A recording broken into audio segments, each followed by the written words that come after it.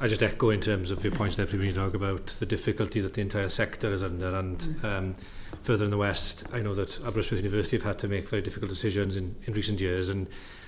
perhaps most pressing is the decision that's been taken by the University of Wales, Trinity St David's, to close its campus in Lampeter, which of course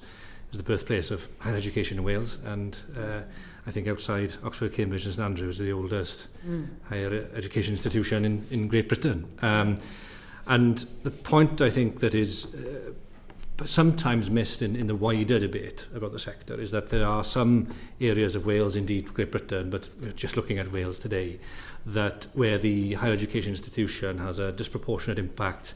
or contribution rather to the local economy, and so I know that there are plenty of studies that have been compiled over the years extolling the real benefits of higher education across all parts of Wales.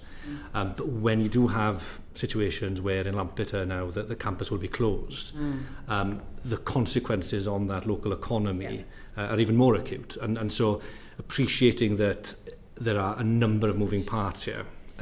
is there anything that the Welsh Government could do in those circumstances where a sudden really decision to close a campus will have serious ramifications for the local area, both economically, culturally and socially? Do you think there is a way that the Welsh Government can help mitigate some of that impact?